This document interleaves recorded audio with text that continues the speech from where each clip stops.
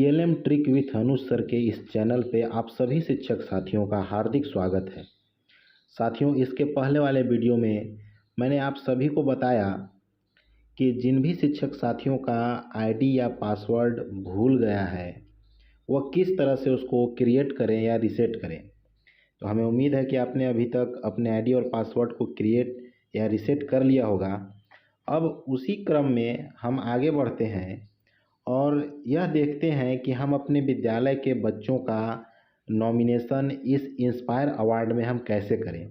तो आइए सबसे पहले हम गूगल का पेज खोलें और उस पर टाइप करें inspire award. Inspire award type करने के बाद उसे हम सर्च करेंगे।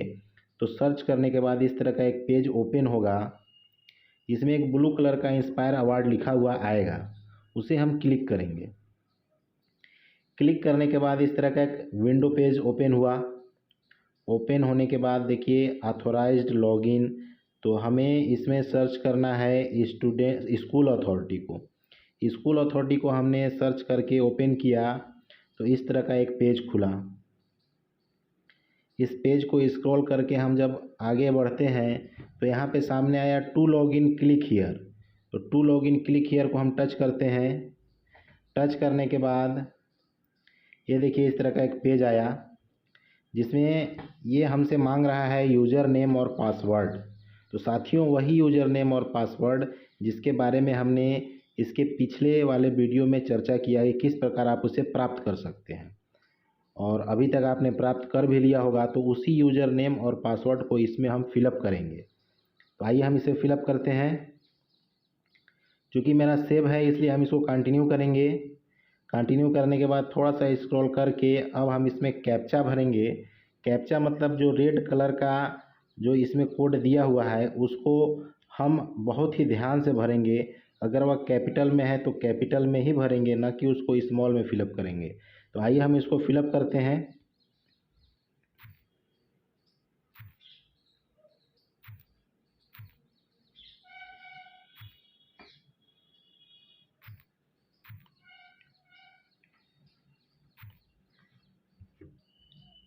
एक बार हम इसे मिला लेते हैं। Z2J1J7 देखिए बिल्कुल सही है। अब इसके बाद हम इसे लॉगिन करेंगे। लॉगिन करने के बाद देखिए इस तरह का एक पेज खुला हमारे सामने आया स्टूडेंट नॉमिनेशन। तो चूँकि हमें अपने विद्यालय के स्टूडेंट का नॉमिनेशन करना है तो हम इसी पे क्लिक करेंगे। क्लिक करने के बाद पुनः इस तरह का एक पेज खुला जिसमें कुछ इम्पोर्टेंट इंस्ट्रक्शंस दिए हुए हैं। इसको हम सभी शिक्षकों को बहुत ही ध्यानपूर्वक पढ़ना है, क्योंकि जब हम नॉमिनेशन करने बैठे तो उसके पहले हमें कौन कौन सा फ़ोटो, कौन सा डॉक्यूमेंट्स अपने मोबाइल में सेव करके रखना है ताकि आगे का जो प्रोसेस है वह सुचारू रूप से हो जाए। तो आइए हम इसको पढ़ते हैं। Each school can submit 5 ideas, मतलब प्रत्येक विद्यालय कम से कम 5 आइडियाज़ को फिलअप करेगा। दूसरा है कि each student can submit 1 idea only, मतलब एक स्टूडेंट सिर्फ एक ही आइडिया को सबमिट करेगा। तीसरा है कि submission of same idea by multiple student of same school will automatically lead to rejection of all entries of that school, मतलब अगर किसी भी विद्यालय से 5 बच्चों का नॉमिनेशन होना है तो पाँचों बच्चों का जो आइडिया है, मतलब जो भी साइंस मॉडल वो तैयार करता है वह अलग अलग होना चाहिए, वरना यह ऑटोमेटिक रिजेक्ट हो जाएगा। फिर चौथा है कि please ensure that the student has their own bank account, मतलब जिस स्टूडेंट का हम नॉमिनेशन करेंगे वह इंश्योर हो लें कि उसके पास एक बैंक अकाउंट होना बहुत ही नेसेसरी है। इसके बाद हम नीचे 5 नंबर में यस को क्लिक करेंगे क्योंकि यह ऑटोमेटिक यस है। इसके बाद ठीक नीचे how many students participated in the idea competition, तो चूँकि ऊपर ही इंस्ट्रक्शन दिया है कि कम से कम 5, तो हम इसे 5 फिलअप करेंगे। 5 फिलअप करने के बाद हम सेव एंड नेक्स्ट पे जाएंगे। सेव एंड नेक्स्ट पे क्लिक करने के बाद देखिए इस तरह का फिर से एक इंस्ट्रक्शन का पेज खुला। इसमें कुछ फोटोग्राफ्स के बारे में बता रहा है कि स्टूडेंट स्कैन्ड फोटोग्राफ्स आइडिया या इनोवेशन सिनॉप्सिस डॉक्यूमेंट्स, मतलब अपने मोबाइल में एक फ़ोटोग्राफ होना चाहिए उस स्टूडेंट का, और जो भी आइडिया मतलब साइंस मॉडल हम तैयार कर रहे हैं उसका एक सिनॉप्सिस का एक पेज होना चाहिए। सिनॉप्सिस का पेज मतलब उस साइंस मॉडल के बारे में हम लिख कर एक पन्ने में लिख कर उसका एक फ़ोटो अपने मोबाइल में गैलरी में रखेंगे। और जो स्कैन करना है उसका फ़ोटो, उसके फ़ोटो के बारे में बताया जा रहा है कि वह पासपोर्ट साइज़ का फ़ोटो होना चाहिए और उसके अराउंड में कोई भी जगह खाली नहीं होना चाहिए, मतलब एकदम पूरी तरह से वह सिर्फ फ़ोटो ही होना चाहिए। उसके बगल में जो वाइट कलर का जो स्पेस होता है वो सारी चीज़ नहीं होना चाहिए। और वह फ़ोटो 2 MB में होना चाहिए और कुछ उसका निश्चित फॉर्मेट है, जैसे JPG, JPEG, PNG, GIF, उसी फॉर्मेट में वह फ़ोटो होना चाहिए। 3 नंबर में वही सारा इंस्ट्रक्शन है। 4 नंबर में वही सारा चीज़ है। अब 5 उसके नीचे है कि I have read and understood the notification given above, मतलब जो ऊपर दिया हुआ सारा इंस्ट्रक्शन है उसको हमने भली भांति समझ लिया है, इसलिए अब इसको हम क्लिक करेंगे और उसको क्लिक करने के बाद कंटिन्यू का बटन हम दबाएंगे। जैसे हम इस बटन को प्रेस करते हैं तो आगे बढ़ेंगे। आगे बढ़ने के बाद देखिए आता है कि लिस्ट ऑफ नॉमिनेटेड स्टूडेंट्स, मतलब अब हम अपने स्टूडेंट का नॉमिनेशन प्रोसेस शुरू करेंगे। शुरू करने से पहले एक क्वेश्चन पूछा जा रहा है कि science lab in the school, आपके विद्यालय में साइंस लैब है? अगर है तो यस, अगर नहीं है तो नो। इसके बाद हम ऐड स्टूडेंट पे क्लिक करेंगे। ऐड स्टूडेंट क्लिक करने के बाद देखिए स्टूडेंट 1, मतलब स्टूडेंट नंबर 1 का नॉमिनेशन प्रोसेस यहाँ से शुरू। अब हम स्टूडेंट का नेम इसमें फिलअप करेंगे और वह नेम होगा एज पर बैंक पासबुक, मतलब पासबुक के अनुसार उस स्टूडेंट का नाम जो होगा वही इसमें फिलअप करना है। जैसे कभी कभी होता है कि विद्यालय में नाम में कहीं आई है तो वो आई की जगह कहीं पर ई हो जाता है, या कहीं कुमार है, कुमार की जगह प्रसाद हो जाता है। तो उन सारे मिस्टेक को छोड़ते हुए जो एज पर बैंक पासबुक है उसी के अनुसार उस स्टूडेंट का नाम हम इसमें लिखेंगे। उसके फादर का नाम, फिर उसके मदर का नाम, फिर जेंडर मेल फीमेल जो भी हो उसे फिलअप करेंगे। फिर डेट ऑफ बर्थ यहाँ से हम सिलेक्ट कर लेंगे। फिर उसका आधार नंबर हम यहाँ पर फिलअप करेंगे। फिर स्टूडेंट या पेरेंट्स का कॉन्टैक्ट नंबर इसमें फिलअप करेंगे।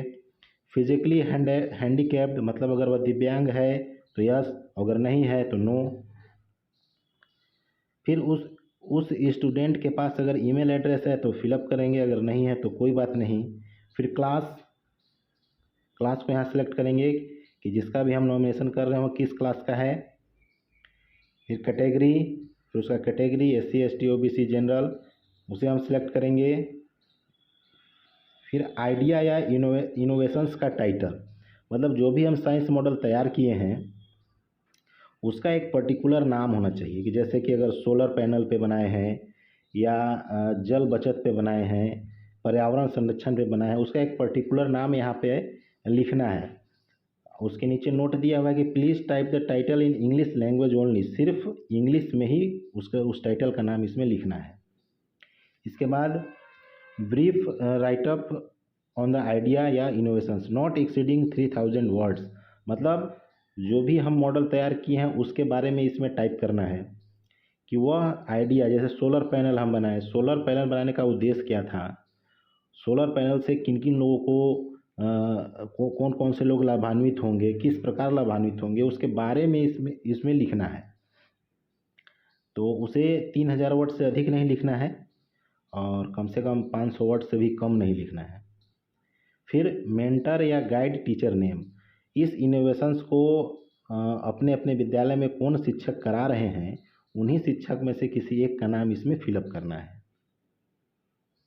अब आते हैं हम उस स्टूडेंट के बैंक अकाउंट के डिटेल्स के बारे में। जैसे नेम ऑफ बैंक, तो हम यहाँ से सिलेक्ट करेंगे उस बैंक का नाम। इसमें तमाम बैंकों के नाम दिए हुए हैं और उस स्टूडेंट का अकाउंट जिस भी बैंक में है उसे सेलेक्ट करके हम इसमें फिलअप कर देंगे। फिर name and address of bank, मतलब वह बैंक कहाँ पे स्थित है और क्या नाम है उसका। फिर अकाउंट नंबर, फिर रिपीट अकाउंट नंबर। ये रिपीट अकाउंट नंबर इसलिए होता है क्योंकि यह कन्फर्मेशन बहुत ही ज़रूरी है कि एक भी नंबर इधर उधर ना हो। अकाउंट होल्डर्स नेम, मतलब उसी स्टूडेंट का नाम। IFSC कोड ऑफ बैंक, यहाँ IFSC डालना है और फिर कन्फर्मेशन के लिए रिपीट IFSC कोड, वही IFSC कोड इसमें सबमिट करना है। इसके बाद सबमिट का बटन हम यहाँ से दबाएंगे, प्रेस करेंगे तो इसके बाद एक लास्ट पेज खुलेगा। तो चूँकि अभी मैं इसको सबमिट करूँगा तो वह पेज नहीं खुलेगा, क्योंकि हमने इसमें कोई भी डिटेल फिलअप नहीं किया है, और जब तक इसमें डिटेल फिलअप नहीं होगा यह सबमिट बटन कार्य नहीं करेगा। तो मैं आपको ऐसा ही बताता हूँ कि इसके लास्ट पेज में क्या होता है।